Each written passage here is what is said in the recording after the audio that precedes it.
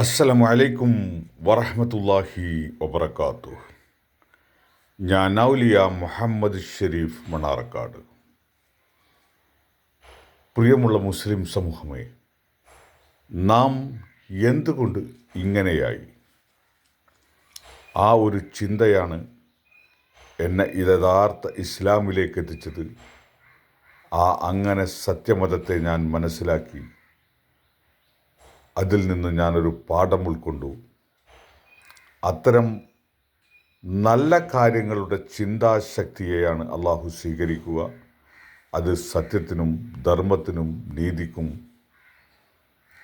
നിരക്കാത്തതായി വന്നാൽ അവർ അല്ലെങ്കിൽ അയാൾ അല്ലെങ്കിൽ അവൾ ഇസ്ലാമിൽ നിന്ന് പുറത്താണ്, അഥവാ സമാധാനത്തിൽ നിന്ന് പുറത്താണ്.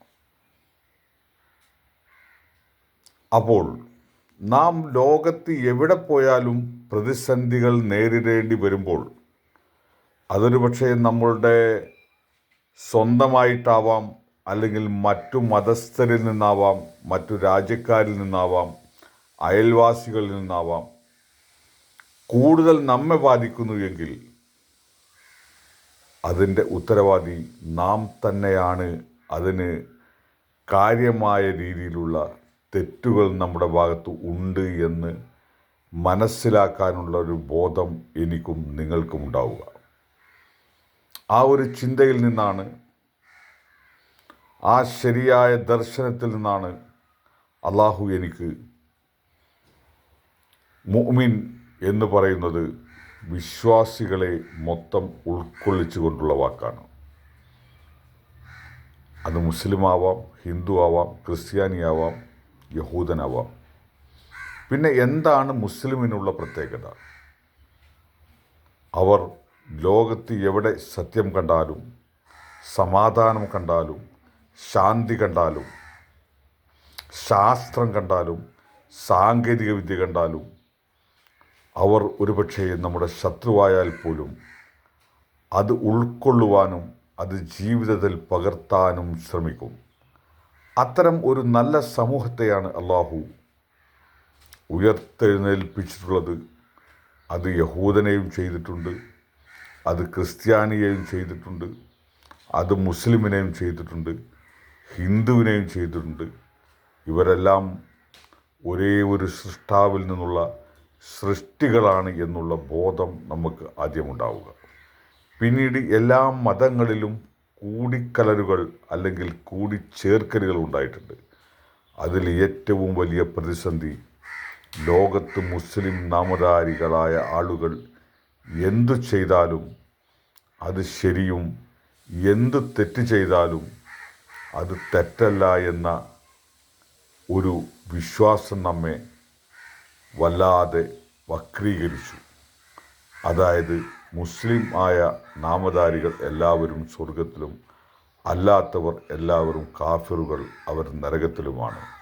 അതുകൊണ്ട് തന്നെ അത്തരം ഏത് വിശ്വാസിയെയും ഏതൊരാളെയും നാം ശത്രുവായി അല്ലെങ്കിൽ കാഫിറായി അല്ലെങ്കിൽ ക്രിമിനലായി കാണുമ്പോൾ അവർ ചെയ്യുന്ന നന്മയോ അവർ ചെയ്യുന്ന സമൂഹത്തിലുള്ള കടപ്പാടോ അവൻ്റെ കഴിവുകളോ അവൻ്റെ ഭരണ സംവിധാനമോ അവൻ്റെ ശാസ്ത്രബോധമോ അവൻ്റെ സാങ്കേതിക വിദ്യയോ അവൻ്റെ വൈജ്ഞാനിക ബോധമോ നാം ഉൾക്കൊള്ളാതെ പോകുന്നു.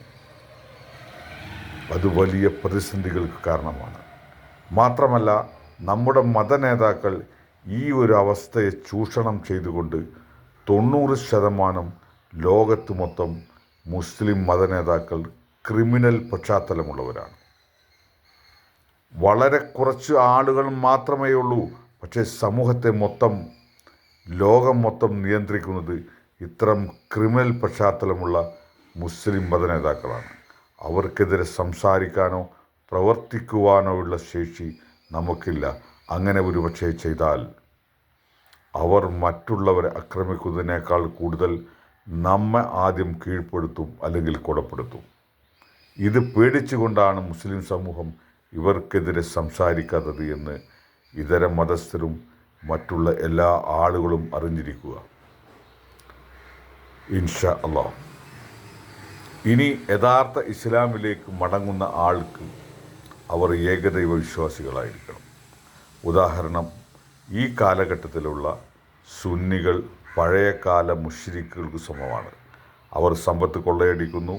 മുസ്ലിം സമൂഹത്തിൻ്റെ മൊത്തത്തിലുള്ള എല്ലാ സംവിധാനങ്ങളുടെയും നേതാക്കൾ ഞങ്ങളാണ്, ഞങ്ങൾ പറയുന്ന മതമാണ് ശരി എന്ന് പറയുന്നു. ഇത് ഏത് മതസ്ഥർ പ്രഖ്യാപിച്ചാലും അത് അങ്ങനെ തന്നെയാണ്. ഷിർക്ക് അഥവാ കൂട്ടിക്കലരുകൾ ദൈവത്തിൻ്റെ സംവിധാനത്തിൽ നമുക്ക് കൂട്ടുവാനോ കുറക്കുവാനോ കഴിയില്ല. ഊർജം നശിപ്പിക്കാനോ നിർമ്മിക്കാനോ കഴിയില്ല. ഒരു രൂപത്തിൽ നിന്ന് മറ്റൊരു രൂപത്തിലേക്ക് മാറ്റാൻ പറ്റും. ഇത് അവസ്ഥയാണ് സത്യത്തിനും നീതിക്കും ധർമ്മത്തിനുമുള്ളത്. അത് നമുക്ക് മാറ്റപ്പെടുത്താൻ, അതിനെ കുറക്കാനോ കൂട്ടാനോ പാടില്ല എന്ന ഒരു വിശ്വാസവും എന്ന ഒരു യാഥാർത്ഥ്യവും നാം തിരിച്ചറിയുക.